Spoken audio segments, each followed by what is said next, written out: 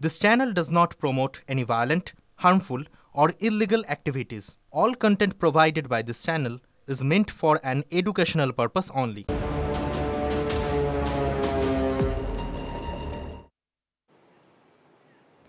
এবার বিএনপি নেতার মুখে আবারও যুদ্ধের জিগির। প্রত্যেক বাংলাদেশী নাগরিককে সামরিক প্রশিক্ষণ দিয়ে যুদ্ধের জন্য প্রস্তুত করা হবে, এমনকি ছাত্রদের হাতে রাইফেল তুলে দেওয়ারও নিদান। বৃহস্পতিবার ঢাকার এক সভায় এমনই মন্তব্য করতে শোনা গেল বিএনপি নেতা হাফিজ উদ্দিন আহমেদকে। যুদ্ধ যদি তারা শুরু করে, এই যুদ্ধ আবার তাদের দেশে গিয়েই শেষ হবে। আমরা প্রত্যেকটি বাংলাদেশী নাগরিককে সামরিক ট্রেনিং দিয়ে প্রস্তুত করব যুদ্ধের জন্য। প্রত্যেকটি ছাত্র যেন রাইফেল চালাতে জানে, সামান্য field craft basic military training তাদেরকে আমরা দেব, যাতে করে কেউ আমাদের দিকে কোনো রক্ত চক্ষু দিয়ে দৃষ্টিপাত করতে না পারে। আমরা যুদ্ধ করে জয়ী হয়েছি, চিরকাল জয়ী হবে বাংলাদেশের মানুষ। প্রাক্তন এনএসজি কর্তা দীপাঞ্জন চক্রবর্তী এই সময় রয়েছেন আমাদের সঙ্গে। দীপাঞ্জন দা, আপনাকে স্বাগত টিভি9 বাংলায়। দীপাঞ্জন দা, বিএনপি নেতা এবার সরাসরি একদম ছাত্রদের হাতে আগ্নেয়াস্ত্র তুলে দিতে বলছেন এবং পাশাপাশি এটাও বলছেন যে প্রত্যেক বাংলাদেশিকে যুদ্ধের জন্য এমনভাবে ট্রেন করা হবে যাতে বিশ্বের কোনো দেশ তাদের ভয় না পায়। এই গোটা ঘটনাকে আপনি কিভাবে দেখছেন? না, এটা তো রেপ্লিকা।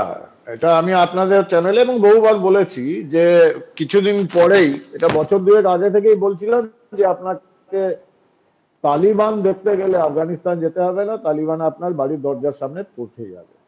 তালিবানের মানে কি? আফগানিস্তানের তালিবান পাশতো ল্যাঙ্গুয়েজে তালিবান হচ্ছে সশস্ত্র মিলিশিয়া, স্টুডেন্ট মিলিশিয়া। তো এখানে বিএনপি নেতা তো ওই তালিবানদের বা আইসিস, দায়েশের বা জৈশে মোহাম্মদ, আল কায়দাদের সেই কথাগুলোকে রিপিট করছেন। তো উনি চাইছেন যে বাংলাদেশের সমাজ তারা করবে না, করবে না, তার করবে। আফগানিস্তানের যে তালিবান ছাত্র সভার মতো তুলে নিয়ে খিলাফত বা শিয়াত শাসন। দীপাঞ্জন দা, তাহলে তো এবারও এই কথা বলা যেতেই পারে, এর আগে প্রাক্তন সেনাকর্তা তিনি হাসির খোরাক হয়েছিলেন, এবার তো একেবারে সরাসরি বাংলাদেশের যে রাজনৈতিক দল বিএনপি তাদের নেতারাও এক এক করে ভারতবর্ষের এবং গোটা বিশ্বের যারা বুদ্ধি চিন্তা রয়েছে যাদের, সেই সমস্ত নাগরিকদের কাছে হাসির খোরাক হয়ে দাঁড়াচ্ছেন। না দেখুন, বাংলাদেশের সেনা, বাংলাদেশের প্রাক্তন সেনা, বাংলাদেশের নেতা, রাজনীতিবিদ, এরা চিরকালই হাসির খোরাক, এখন আরো বেশি হাসির খোরাক হয়ে গেছে। আমি যেটা নিয়ে চিন্তা করি সেটা হচ্ছে আল কায়দা বলুন বা আইসিস বলুন, এদের নিয়ে যাদের চাষবাস বাংলাদেশে করা হয়েছে, ওটা কিন্তু একটা আলাদা সত্তা।